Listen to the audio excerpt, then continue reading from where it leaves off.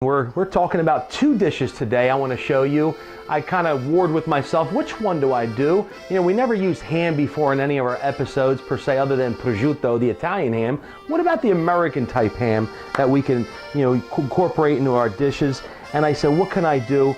And I was struggling with the both dishes. I said, make both dishes. We'll see what happens today. So if you like ham, we got a couple great dishes. One is a little healthier, and one is like kind of a pleasure food that, might put a few pounds on you. Nonetheless, everything in moderation. With that said, the main ingredient today is ham, a pork product. So I'm sure you've seen ham obviously at the Easter dinners and the festive times of Christmas, etc., and special banquets. And ham has an enormous history of utilization over the years with the wealthy and the not so wealthy. But today we're going to show you a couple dishes I think really are local to Pennsylvania in some respect. And that's what I want to celebrate today, Pennsylvania cooking. So with that said, I'm going to use a great ham as our base today for both dishes. Now this is the kind of ham you want to get. This is a ham with bone in. And there's a secret to that, because that means there's less processing. I used to work, years ago in a slaughterhouse, unfortunately, where they processed, these kind of products, and there was a ham boning department. There was all these processes where they inject certain things, and you don't want any of that. You don't want the prefab kind of lunch meat ham. You want the real deal. And how's it real? When you open up the ham right there, you're going to see that bone there, and you're going to see all that nature gave us in that bone. And why are we focusing on that? Because that's where the flavor love is, right there in the ham. So we're going to take this plastic off, roughly, $2 or $2.50 a pound. If you can find this in any store, really, any supermarket has this kind of product if you're kind of new to the cooking world. So about $2 a pound, $2.50. You're getting a pretty fair deal. You might want to just rinse off just a little bit to get the excessive juice off of it. I got a couple things cooking on the back stove because we've got some intense preparation to do for these two dishes. So I got to sort of make magic with two things at one time. We'll see how it flows. This is all being done live and extemporaneously here. So with that said, that bone is our key secret right now. I'm going to try to remove that bone with this ham, and there's a reason for it, because I want to use that ham in a stock. Okay, so this is the kind of grunt work that's, not really appreciated by a lot of people, but it's a necessary good. There's never a necessary evil in a ham bone scenario. This is all good. So we're moving down here. Looks like this bone is really involved. Somehow or another, this bone is a little stubborn. It's bigger than I thought it was. I thought it was this little guy on the end, and hey, maybe I should have had this done beforehand. That's okay. You might say, well, you're marring up that ham pretty good. It's not going to look good on the table. Well, we're not making a table ham here in that, something that's pretty and sliced like you see on a Norman Rockwell picture. We're making utilitarian food here, so it doesn't matter, how aggressive I get. Wow, look at that. That is a bone structure there. I'll tell you, folks, most of that is not bone right there. So what we want to do is we want that bone. It's almost like a shank, but it's the internal bone of the hip area, I suppose, and it raises all through here. It's got nice fat content, a little bit of meat on it. The secret to it is going right into the stock pot. So I've got some nice water already going. By the way, you got to use the good water. I don't care if you buy bottled spring water from Deer Park or you got some kind of filtration, reverse osmosis. Never use sink water when you're making this stock. It's critical, because the chemicals will actually interact with the stock process, and you're going to get the wrong flavor. When I say chemicals, we've talked about that before, about chlorine and fluoride and all those contaminants that are unfortunately, microscopically in the public water system. Let's be frank about it. So purity whenever you can. you know, in this case. So we've got these ham fragments here. First thing we're gonna do is we're gonna make this two things. We're gonna make a ham, string bean, and potato soup. Oh, folks, let me tell you something. The older it gets in the refrigerator after you cook it, the better it is. It's like the Pennsylvania Dutch ham soup, you know, like a wine where it just gets better with time. And this soup is absolutely off the charts. So we're gonna reduce that bone, if you can. For instructional purposes, I only have 20 minutes, half hour here. If you can, boil that bone for 2 to 5 hours minimum on low simmer. 2 to 5 hours. And just let the goodness of that bone come out. So we have that dish going on, and then I'm going to utilize ham, and we're going to make great homemade cheddar macaroni and cheese, you know, flavored with ham. You know, I'm sure you've seen something like that before, but there's a special way you make this, the stock and the roux, and how you make that great cheese sauce so it all gels together. It looks good, smells good, tastes good, and that's what we're trying to accomplish here today. So with that said, let me get started on the harder part of the baked macaroni and cheese, and that's, you know, the stuff that's going to take a little while is going to be the macaroni. So I'm using elbow macaroni here. Basically any brand will do, you know. We're going to salt up a little bit first, maybe about half a teaspoon of salt. In this case, I'm going to use a bag and a half of macaroni. So roughly 1.5 pounds is going to work for this recipe. You might say, well, how did you determine 1.5 pounds? And I'll show you in a minute. Oh, 1.5 pounds right there. Because I want to use this little pot here. This is a, you know, I wanted to call it an Owens Corning pot. That's the insulation company. This is a Corningware. This is something your grandmom gives you, you know, when she passes, or your mom hands down to you when you first get married as a you know, a wedding gift. And you got to get one of these with a lid. This was a great find for like $9 at a thrift store. Love those kind of finds. So as soon as you put your pasta in there with the salt, called macaroni, make sure you get a little stirring action. Because if you walk away with the kids or the telephone or something, you're going to come back to one big solid macaroni, and let me tell you something, it's not going to work. You're going to be really upset that you have to sit there and uncrumble your macaroni as it sticks together. So the first minute of cooking your macaroni is critical to get the stirring, to get the agitation going. We'll keep things separate where they belong, okay? So with that said, now we'll go back to preparing that ham soup. Here's cheddar cheese. I wanted to show you that just for, you know, prop purposes. But we've got the cheddar already shredded. My wife painstakingly, you know, did that for me. So we want to get some of this ham.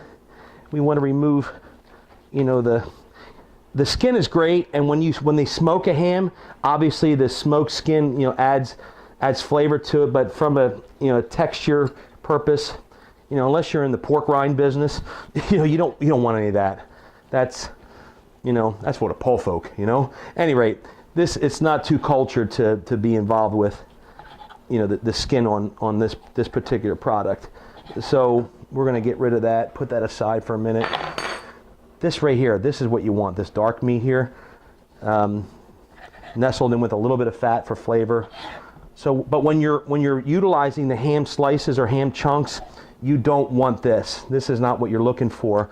You've already accomplished that with your bone, you know, and your stock. You've got the flavor from the fat, so you don't want to bite into ham pieces in any respect that are lined with fat, unless you really like that, you know. I mean, years ago during the Cold War, there was a lot of poverty in Russia. I remember this story, and a lot of people used to, you know, they were struggling for food and finances, and a lot of the Russians would just get a big long piece of fat like this, a grizzle, and they would freeze it, because everything's frozen over there in the winter. And when they got hungry, they would just gnaw on this thing, and they would call it a Russian Snicker. It's interesting, a friend of mine lived over there during that time, and he said that was like a favorite treat, and it kind of got him by. Yeah, the fat will sustain you during the winter, I guess, but it's not a culinary treat. So I don't know how I got on that subject. So we're getting rid of a lot of the unsightlies, and we're getting down to the, not necessarily the bare bones, but the bare meat like that, the good flesh. So we've got a good amount of the ham left here. Now for the soup, you want it around this diameter, not thin like deli ham to make a ham and cheese sandwich with your kids going to lunch, but you want it just a little on the thicker side, call it a 1/4 inch, you know, so you can bite into it. You want a little bite into the soup mixture. Okay, so that looks like it's enough ham, you know, to give us our quantity for the soup mixture. Put that aside. It's not the prettiest prep thing. Maybe little slices like that. You want to get rid of that there. All right, so I know this is a lot to absorb. So, you know, there's a lot of conjecture about ham. You know, there's a lot of people that, you know, in this world that don't eat ham or pork products. You know, majority is for religious reasons. You know, there's old dietary laws in the text that talk about, you know, abstaining from certain food products. But you know what, you know, not to get too personal, as a Christian, it says in the New Testament, in the book of Timothy, it says, you know, for every creature is of God and to be received, you know, with thanksgiving. And it's actually lawful, you know, for a Christian now to really eat anything. We don't have to abstain because, you know, God created it and God gave it to us. You know, it just reminds me of John the Baptist, you know, just thinking in my head, did John the Baptist say to the Lord, you know, listen, I'll be your prophet, but I don't want to eat, you know, locusts and honey? You know, no, he ate the locusts because it's what God provided. And it brings me to a topic as we cut here about kids at the dinner table. You know, we've got a lot of kids that won't eat certain things today because they've been conditioned to believe, you know, that it's not good for you or it doesn't taste right. And, you know, all things are given by him. So we should receive with thanksgiving. So as your kids sit down at the table and you put Brussels sprouts in front of them, or, you know, whatever, maybe you make a liver, I don't know what you make that could be offensive, our children should learn to eat it.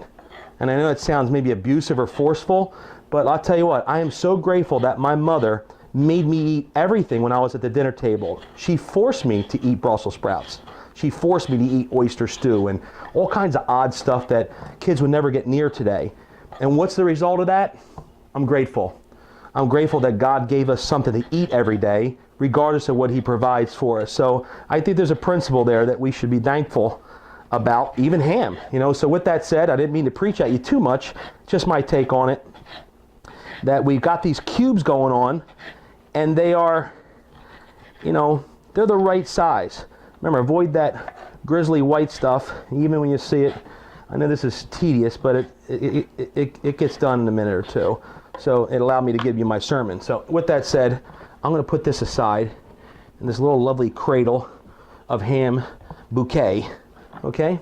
Did you ever try to buy like a raw piece of pork and make a ham out of it? It's not an easy process. So I did that by accident at the restaurant a few times. I bought these big shanks that were 30 pounds, and it was the wrong product to buy. So let the people who are smokers and ham processors do their job. Okay, we've got this here. Let me sort of put this aside for a minute, just so I have some room. Don't need all that ham right now.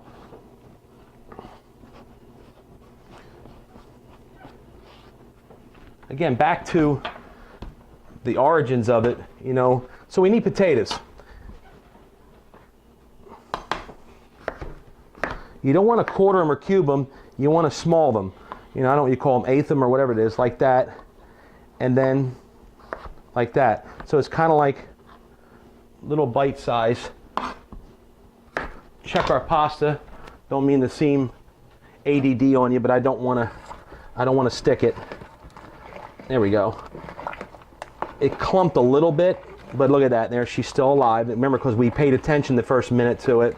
I know it's just macaroni, but it's a big thing. Let's see what our little bone. Oh, look at that. Pretty bone is moving forward, reducing. It's getting that golden marrow broth right there. Again, the longer you can make that love work, the better. So we got that cooking. I got the oven on because there's a baking process for this here. We're gonna quarter these. You know those old dishes when you were a kid that, you know, nobody makes anymore, because it's either too much time or it's not in vogue, if you will. I mean, everything with food or fashion has to be in vogue today. You know, we're always trying to wow ourselves with the latest brand, you know, the latest, even in the food world, the latest culinary flair. You have to do things this way. To me, I think the epitome of good cooking is, for some, I'm a traditionalist, is keeping the recipes alive that your grandma gave you, or your grandpa. Maybe he was the cook of the family. You know, those things 40, 60, 80 years ago that worked in the kitchen, that were affordable, that were expedient, that, believe it or not, when you really look back on, had significant nutritional value to it. Because a lot of foods today that we make or we're accustomed to, you know, they're really not, they're not that good for us. It's not only the GMO content or the lack of enzymes in them, it's just the base ingredients are devoid of raw nutrients. Now, when we make this broth over there, there's value in that broth. You might not think so because you've been given the propaganda that anything that's, you know, it's ham or pig related is awful for you, but there is value in it, just like this. So we're gonna add this. And one thing about a soup or like a brothy type meal is that whatever vegetable or whatever you reduce into your pot, you're gonna maintain the nutrition in that pot. So that's the good thing about what we're doing over here. So we've got potatoes all figured out. I probably should have had those pre-cut before. It would allow me to move on to bigger and better things.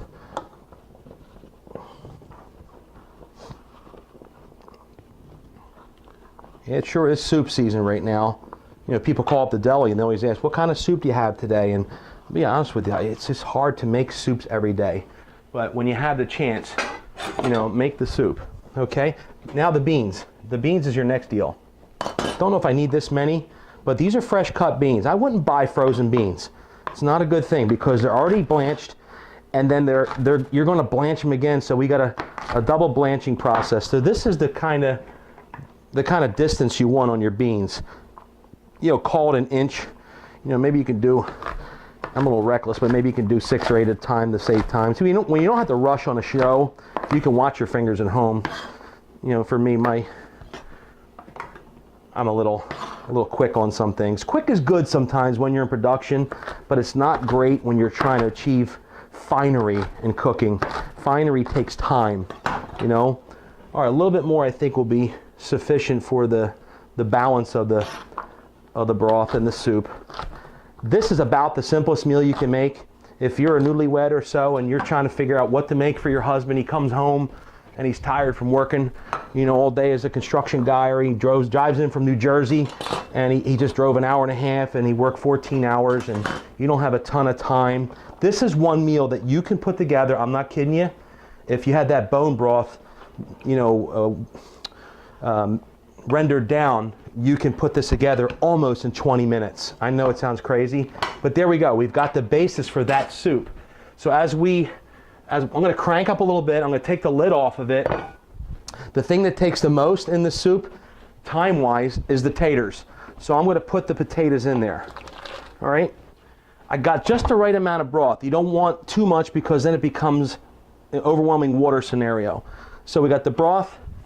We could probably, you know what, let's wait 5 to 8 minutes and let's let the potatoes soften slightly, because we don't want to kill the potatoes and we don't want to kill the ham, because if you boil the ham too much, it tears the membrane apart and it makes it not as appetizing and it loses its color and all that good stuff. All right, so we've got that moving. We can whip this together, that ham, string bean, and potato soup in a matter of 5 minutes. Now we're looking at the other one that's a little more difficult. And where's my spoon? Here it is. That's the macaroni. You remember, this elbow stuff is called macaroni in Italian. You know, that's the type of cut that is. So it's ready. You don't want al dente. You want mushy. And I don't mean to denigrate the PA Dutch thing, because they know how to make vegetables soft. And I'll be kind. But in this case, you do want soft macaroni, because you want the swell. It does something a little bit better with the cheese and the whole coagulation in the oven. it works better. With that said, let's start on our roux process. We've got the pot here. We're going to make that cheese sauce for the baked macaroni and cheese, okay? So the first thing we're going to need, 1 stick of burro in the Italian, burro, right in there, okay? If it's too hot, take it off the pot. Let it simmer down. I've got that on low and it's still responding pretty aggressively. So I'll turn it down to low. That was the Mario low. Okay? We've got that going on. Now we're going to get a whisk. Well, this is about the cheesiest whisk. I'll tell you, maybe my good whisk made the way to the restaurant. So we're gonna take this dollar store whisk. Don't laugh at me too much. You can do this economically, as you see. All right, we're gonna get the flour in there. Maybe about 2 to 3 teaspoons, like that. You'll get the feel for it. And once we whisk it down, this little roux factor, you'll see the right consistency you're looking for. Probably could add just a little bit more because we got about 1.5 pounds of pasta. That's about it right there. Okay, now it's simmering. When it's controlled simmer, you can keep it at bay without it boiling over and burn the pot. Macaroni is almost ready. Okay, now what we're going to do to make that good cheese sauce, we're going to use a couple main ingredients. Now we got our roux, our thickening agent going on. We're going to put about, here we go. This is about 1.5 cups to 2 cups of nice milk. Use the best you can get. I got the organic milk here. The taste is there, the quality. I don't have to worry about all those so-called unnatural additives. So I'm using this as the base for the cheese sauce. Looks about the similar size here. After I melt that cheese down, a couple main ingredients in the cheese sauce. That is a little bit of salt, a little bit of black pepper, not a ton, just a little, like that. Onion powder. I like a lot of onion. You might only like a little or none, but onion powder, key ingredient. Next one is about 1/2 teaspoon, or maybe a teaspoon, dry mustard. Don't use the wet stuff, you'll regret it. Dry is where it's at. Dry mustard. Going back to the whisk program. Now we have all our delicate flavors going together. We've got this base right here. Hope it settles down a little bit and thickens up for me. Might have put too much milk in it, but we can resolve that issue. Let's put this lid on that lid. I know it doesn't belong there. Let's see how this is going. Turn this down. Potatoes are coming down just nice. I'll tell you what, beans that this, maybe I'll just leave that bone in there for right now because we didn't give it the time it deserves. With that said, I'm going to put my ham in there now.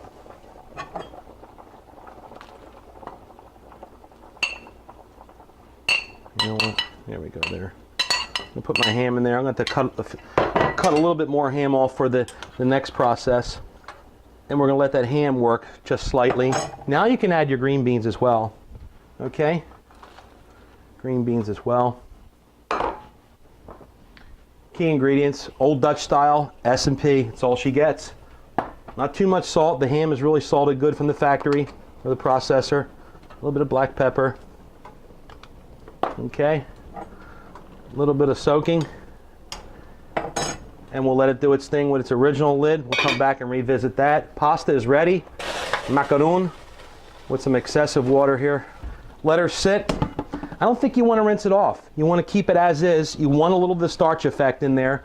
As a Christian in business, you face many challenges, and one of the most important is finding others who believe like you. Finally, there is a networking group designed just for that reason, ready to agree with you in prayer and pray for your business to prosper while helping you with qualified referrals that are ready to use your business products and services. Believers in Business was designed by local business owners just for that reason. So get ready to increase your business. Do you believe in miracles? We do. Find out more at bibnetwork.org.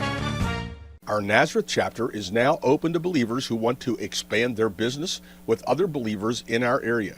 We meet the first and third Tuesday of the month at noon at the Hanoverville Roadhouse located at 5001 Hanoverville Road in Bethlehem. For more information, visit us online or give us a call today. Now we got that claw crane coming over here from the, from the vending machine. You ever see that claw crane that picks up little stuffed toys? That's what you're doing right now. You're claw craning it into there. We'll give it a little bit of action with that much cheese right now. We'll come back and we'll upgrade that in a minute.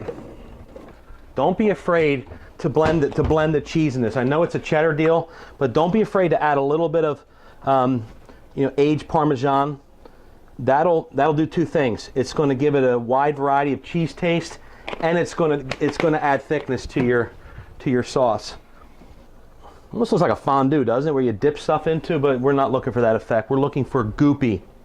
That's why we have plenty of cheese here. We got this cheese sauce ready to go, and we're going to utilize our pasta. So I'm going to take whatever I desire from this pasta that we had earlier. Might have got aggressive on the cooking. Maybe you can make some macaroni salad with some mayonnaise and celery later on with the leftover. The cheese sauce. So how much cheese sauce do you put in? All of it.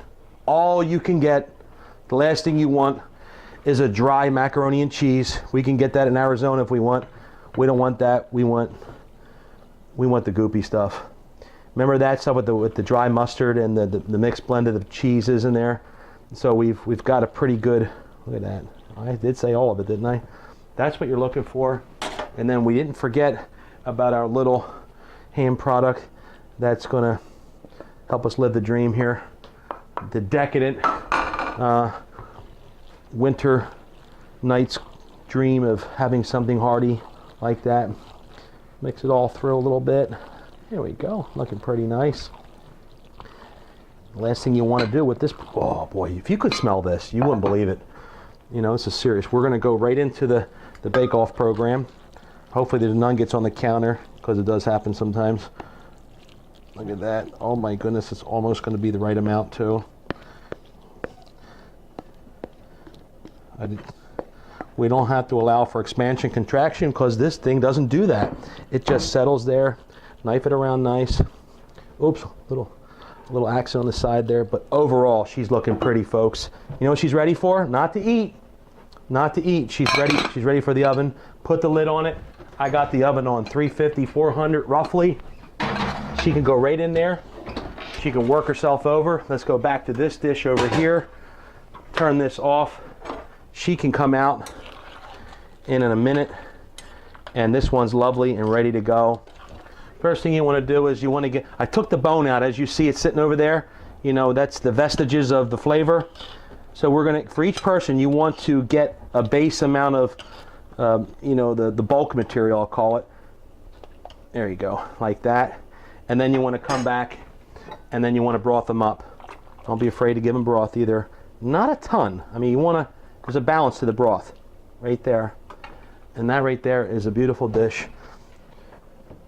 That's ham, string beans, and potato, kind of Pennsylvania German, soup night, cold winter's night appetizing dish right there. That's a great one. Here to bring this episode to a closure, how we doing here with the baked macaroni and cheese? Oh, looking lovely. It's simmering quite nice. And we'll put it right here on that hot pad. Take the lid off, put it on a hot pad. Oh, she looks lovely. Creamy, juicy, cheesy. And we're gonna just dish a little bit of this up here to top it off. I'm gonna put a little bit of paprika. You know what else you could do? I believe some cayenne would do nice on that. But just a little bit of paprika for color purposes. We used ham today in a couple ways. There's 100 ways to use ham, but I'll tell you what, don't be a ham in the kitchen. This is Chef Mario from Newburgh Deli. I wish you the best. God bless America, and God bless you. We'll see you next week. As Thanks. a Christian in business, you face many challenges, and one of the most important is finding others who believe like you. Finally, there is a networking group designed just for that reason, ready to agree with you in prayer and pray for your business to prosper, while helping you with qualified referrals that are ready to use your business products and services. Believers in Business was designed by local business owners just for that reason. So get ready to increase your business. Do you believe in miracles? We do. Find out more at bibnetwork.org. Our Nazareth chapter is now open to believers who want to expand their business with other believers in our area. We meet the first and third Tuesday of the month at noon at the Hanoverville Roadhouse located at 5001 Hanoverville Road in Bethlehem. For more information, visit us online or give us a call today.